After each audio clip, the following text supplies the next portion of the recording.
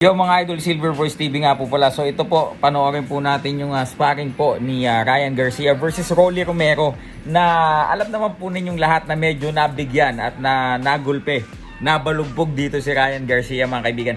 Ito po yung pinupunto ko na kung maglalaban si Ryan Garcia and si Gervonta Tank Davis, mukhang mas lamang itong Gervonta Davis mga kaibigan. Dahil unang-una, syempre, ang common denominator nila si Rolly Romero, although itong kay Ryan Garcia sparring lamang. Pero makikita nyo talaga dito na style-wise, maraming pang kulang kay Ryan. Alright, so yes, napakalakas ng kanyang left hook. Malakas siya bumitaw ng kanyang, at mabilis bumitaw ng kanyang mga suntok. Pero kapansin-pansin mga kaibigan, na medyo flat-footed itong Ryan Garcia.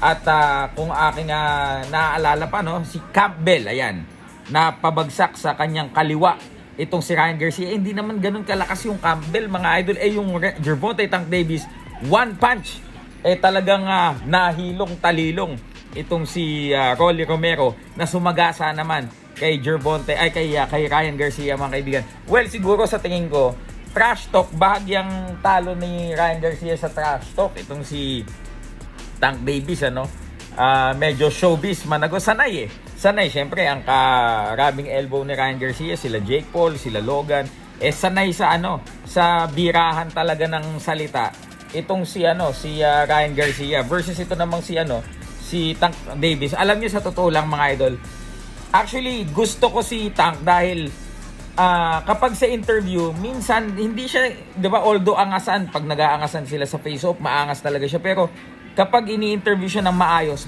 siyang sumasagot. Sasabihin niya, yeah, he's coming, so I gotta be ready, ganyan.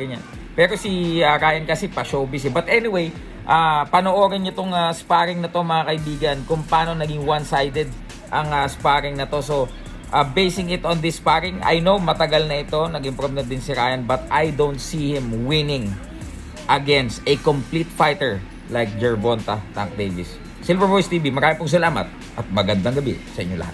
Mga idol, bago tayo magpaalam mga kaibigan, panoorin po natin ang isang laro na ituturo ko sa inyo kung saan napakadali po at napakabilis manalo mga kaibigan. Ito ang Epoch Game, panoorin po ninyo. Yung link po nito, ipipin ko sa comment section. Watch it.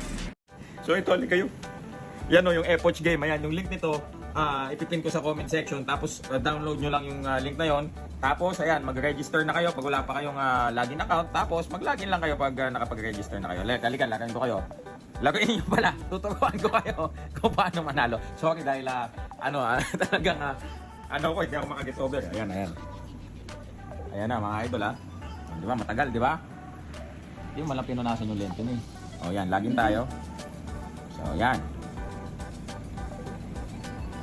Yan. So yan mga kaibigan, sa first top up mo, kapag nag-top up ka ng 100, may 10 pesos free ka. Kapag 200 pesos naman, meron kang free 50 pesos. Saan ka pa? O, ayaw. Tapos meron ka pang daily bonus. Ayan, everyday yan. Pwede kang manalo.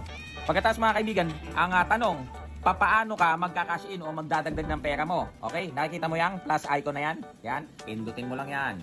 Yan. So gamit ang GCash mo, mamili ka lang kung magkano budget mo, from 100 to 50,000 pieces. Pag 100 may plus 10, pag 200 may plus 15. Bahala na kayo kung magkano budget nyo. So napakaraming laro na pwede nyo pagpilian. May Dragon Tiger Mines. Oy, parang kilala ko to. May Color, may Animal World. So mga kaibigan, try tayo ng isang game. O, malay mo, di ba? Ayan. Try natin tong Dragon Tiger. Ayan. So primary lang, huwag intermediate. O yan, di ba? O tataya tayo ng siguro 10. O teka lang, huwag kayong magmadali. Nang ginigigil nyo ako eh. O yan, di ba? Ganyan o. Ayan na. Ayan. Ayan, Dragon tayo. Ola, 30 na. Okay, sige. Sana manalo. Dragon.